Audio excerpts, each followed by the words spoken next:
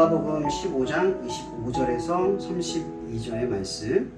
마다들은 밭에 있다가 돌아와 집에 가까이 왔을 때에 풍악과 춤추는 소리를 듣고 한정을 불러 이 무슨 일인가 보는데 대답하되 당신의 동생이 돌아왔으매 당신의 아버지가 건강한 그를 다시 맞아들이게 됨으로 인하여 살진 송아지를 잡았나이다 하니 저가 노하여 들어가기를 즐겨 아니하거늘 아버지가 나와서 거는데 아버지께서 대답하여 아르되 내가 여러 해 아버지를 반겨 명을 어김이 없거늘 내게는 용서 새끼라도 주어 나와 내 것으로 즐기게 하신 일이 없더니 아버지의 살림을 창기와 함께 먹어버린 이 아들이 돌아오매 이를 위하여 살찐 송아지를 잡으셨나이다.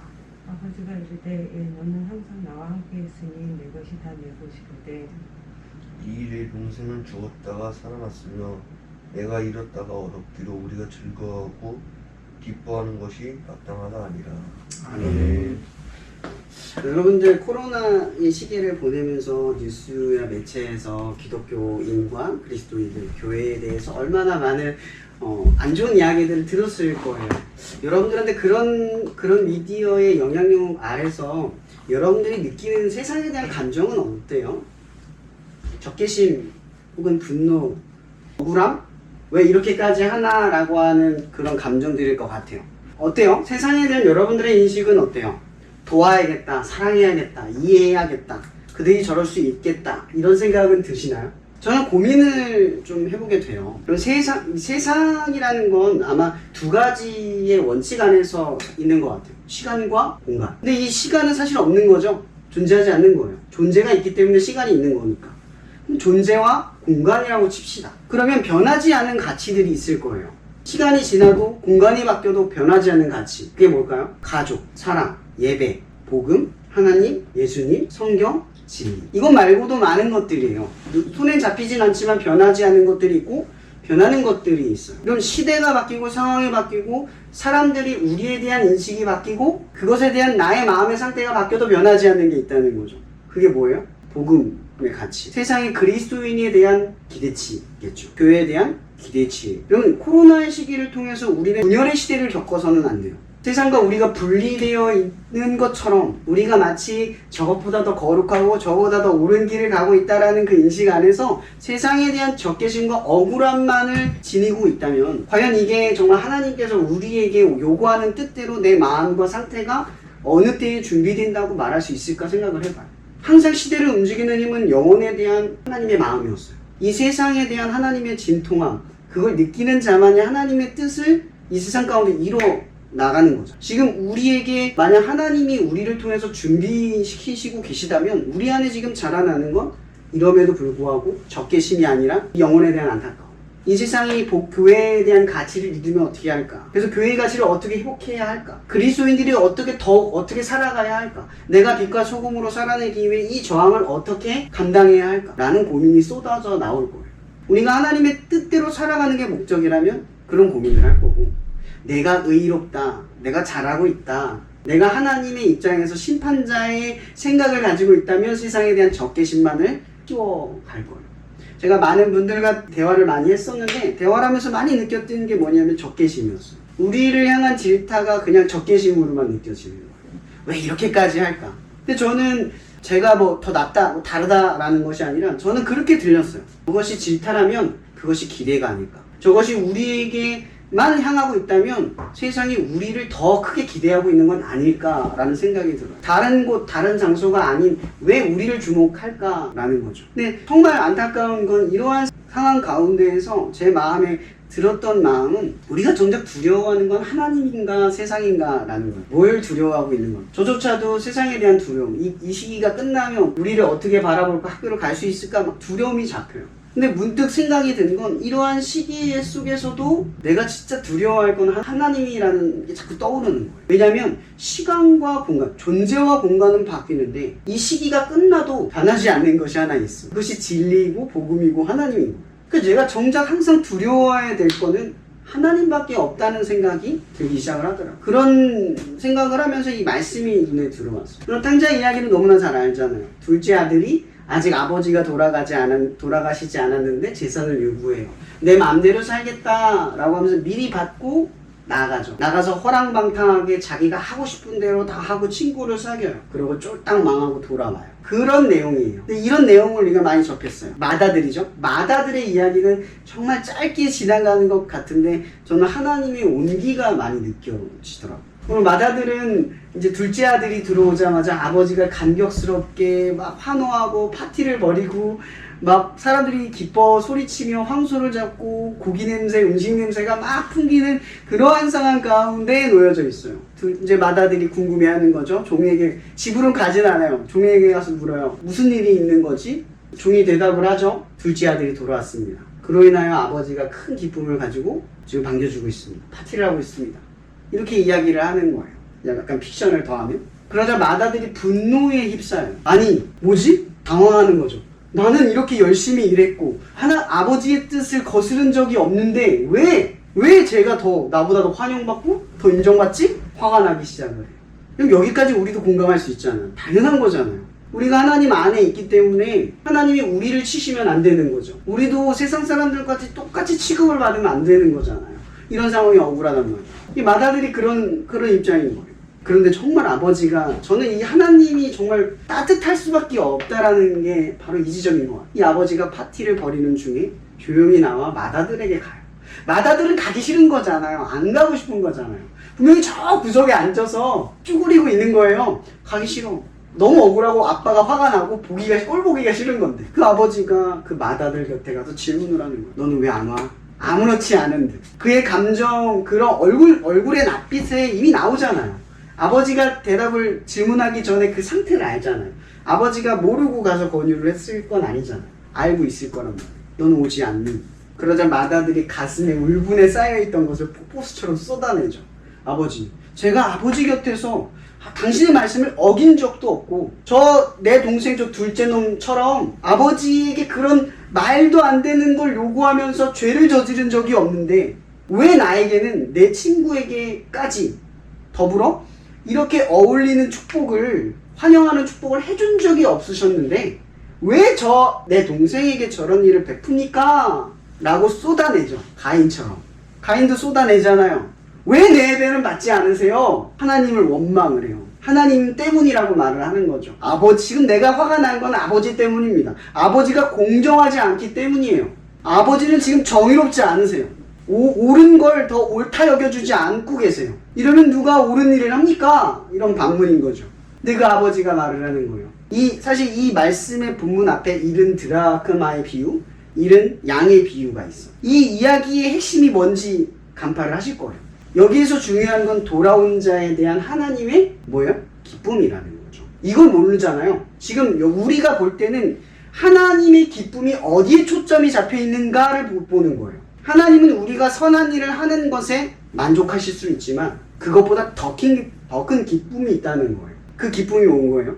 돌아오는 거죠. 떠난 자가 돌아오는 거예요. 모두가 더 깊이, 더 포괄적으로 말하면 모든 인류가 하나님에게 돌아오는 게 하나님의 가장 소망하는 바예요. 하나님께서는 오래 참으사 아무도 멸망하지 않고 구원에 이르기를 원하노라. 이게 하나님이 가지고 있는 원대한 계획의 종착지예요. 근데 우리가 잘못된 종말론주의를 가져요. 마치 내가 종말론주의는 바라면서 나는 쭉정이가 아니라 밀이라고 생각을 한다. 선줄로 생각한다. 넘어지지 않고 그때 내가 서 있을 거라고 생각을 한다. 이미 넘어진 거죠. 넘어진 줄 알기 때문에 은혜를 붙드는 거예요. 그런 사람이 구원을 받는 거예요. 내가 예수가 없으면 안 되는 삶인 줄 알기 때문에 예수로 인해 구분을 얻는 거예요. 내가 쭉정이라는 걸 알기 때문에 밀로 나아가기 위한 마음의 소망을 지니는 거예요. 그걸 잃어버리면 쭉정이와 넘어진 자와 다를 바가 없는 거예요. 이런 마다들이 가진 가장 큰 착각이 뭔 줄 아세요? 이 마다들은 아버지를 사랑했어야 옳아요. 예수님께서는 제자들에게 그렇게 가르쳤어요. 너희들이 하나님을 사랑하면 그가 원하는 것을 행할 것이다. 또한 거꾸로 말하면 그가 원하는 것을 행하면 하나님을 사랑하는 것이기 때문이다. 핵심은 이거였어요. 이런 종교적인 신앙관에서는 하는 것이 굉장히 중요한 목표로 보여요. 이런 기독교도 종교가 하나가 될 수 있어요. 그러나 기독교가 종교가 아닌 분명한 사실은 우리는 행한 것에 목표를 두는 게 아니에요. 행한 것의 이유에 관심을 두는 거죠. 내가 왜 이 일을 할 수밖에 없는가? 내가 왜 이 일을 해야만 하는가는 의무와 책임으로 무겁게 억눌린 짐이 아니라 은혜로부터 가벼워진 무언가의 충동질이. 계속해서 우리가 내 마음, 내 상태는 하기 싫은데 하나님이 요구하는 것을 반응할 수밖에 없는 심정을 지니는 거예요. 그리스도인들에게는 바로 그 선한 양심이라는 게 존재해요. 도둑질을 하지 않는 것, 그것에 죄를 느끼는 게 아니에요. 내가 조금이라도 도둑질하려고 하는 마음을 지닐 때 죄를 느끼는 거죠. 왜냐면 하나님이 아니까. 그분의 관계 안에서 내가 그분을 사랑하는데 그분이 싫어하는 무언가에 반응을 해요. 또한 그분이 좋아하는 무언가에 반응을 하는 거죠. 이런 이 마다들은 지금 무엇에 대한 결격 사유가 생겼냐면 아버지를 제대로 사랑하지 않는 거예요. 사랑은 하는데 제대로 사랑하지 않아요. 그 제대로 사랑하지 않은 근거를 뭐로 둘 수 있을까요? 이 마다들이 아버지를 제대로 사랑하지 않은 근거, 오늘 이 대화를 통해서 알 수 있는 근거가 있어요. 무엇이 있을까요? 아버지의 기쁨을 몰라요. 아버지가 뭘 원했는가를 못 봤다는 거죠. 그럼 아버지가 둘째 아들 탕자가 돌아왔을 때 그 기쁨을 이기지 않고 터뜨렸어요.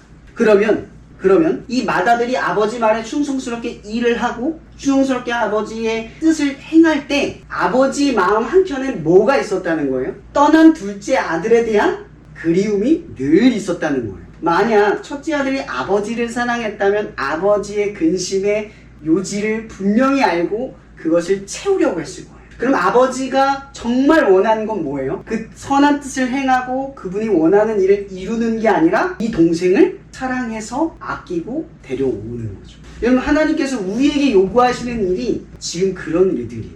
하나님의 관심은 여전히 잃어버린 영혼에 있다는 거예요.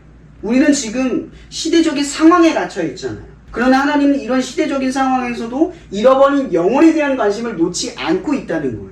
여러분들은 아버지 하나님을 사랑하십니까? 그분의 관심 속에 몰두하고 계세요?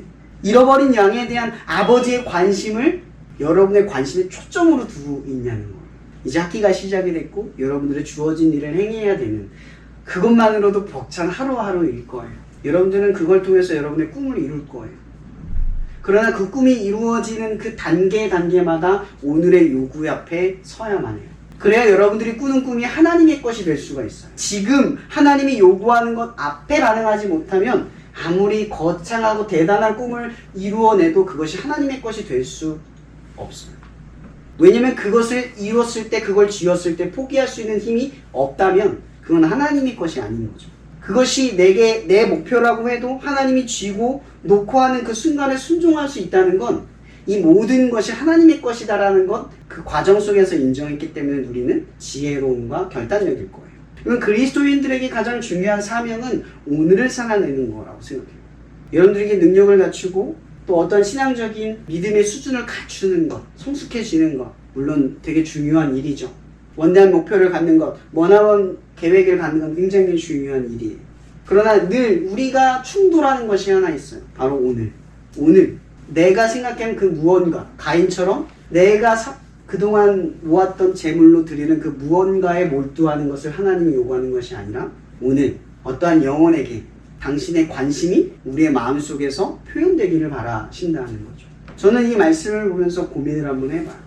우리는 시대적인 상황에만 갇혀 있는 것은 아닐까? 시대가 달라져도 시대가 코로나가 끝나든 끝나지 않든 여전히 우리에게 잃어버린 영혼에 대한 하나님의 뜻은 늘 우리 안에 주어진다는 것. 저는 그것을 잃지 않았으면 해요. 그 명분을 잃지 않았으면 해요. 우리가 지난주에는 경건에 대한 분명한 목표의 이유를 배웠어요. 바로 하나님의 사랑을 이루어내기 위해서 경건의 목표를 삼아야 한다라는 거죠. 때를 얻든지 얻지 못하든지 사람들이 우리를 빛과 소금으로 인식하고 우리의 이야기를 경청하여 들어줄 수 있는 수준으로 살아가기 위해서. 모든 목표는 복음이고 증언된 삶이라는 거예요. 그러나 오늘은 더 근원에 있는 고민을 한번 여러분 스스로가 찾았으면 합니다. 오늘 우리에게 하나님의 마음속에서 우리가 찾기를 바라는 관심사가 무엇인가? 지금 이러한 상황, 미디어와 주변 상황들과 학교와 여러분들의 그 여러 가지 고민들 사이에서 여전히 우리에게 요구하고 있는 가장 기본적이고 가장 중심에 있는 당신의 관심이 무엇인가? 그 속에서 여러분들이 움직이기를 바랍니다. 그 속에서 여러분들의 비전이 세워져 가기를 바랍니다. 가고 서는 것이 하나님의 뜻이기를 바랍니다. 오늘 우리에게는 이 마다들의 따뜻한 이야기가 기억이 날 겁니다. 여러분, 우리는 마다들처럼 반응할 수밖에 없어요. 저조차도 그렇게 늘 반응하고요. 그러나 저는 제 마음이 이렇게 충동질되고 이 말씀의 은혜를 받아 변화를 받고 새로운 목표를 계속해서 가장 중심에서 발견하는 건 바로 오늘 이 아버지처럼 저 구석에 웅크리고 앉아 나는 억울해요. 왜 나한테 다들 이러죠? 라고 하는 순간에 그 마음을 아시면서도 내게 말을 한마디 건네셔서 너는 왜 오지 않니? 여러분 알죠? 이거 다 겪어봤잖아요. 나 혼자 어색하고 힘들어서 그곳에 있긴 어렵지만 있어야 할 때 누군가 한마디 말을 건네 너도 일로 와 같이 하자. 그 말이 얼마나 위대하고 대단한 줄 알죠? 얼마나 큰 위로가 되는 줄 알 거예요. 여러분의 삶 가운데 이런 하나님이 늘 함께 하기를 바랍니다.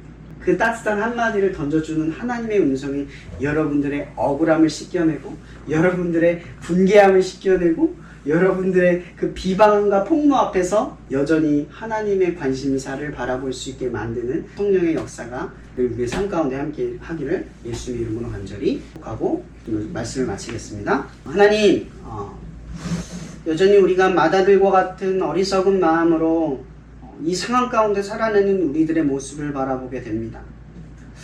혹여나 우리가 교회를 바라보면서 적개심을 갖거나 혹은 세상을 바라보면서 적개심을 갖거나 혹은 그 집회에 나가서 어리석은 행동을 한 사람에 대한 적개심만을 갖는 것이 아니라 여전히 돌아오기를 바라는 하나님의 관심사 앞에 우리가 순종하기를 원합니다.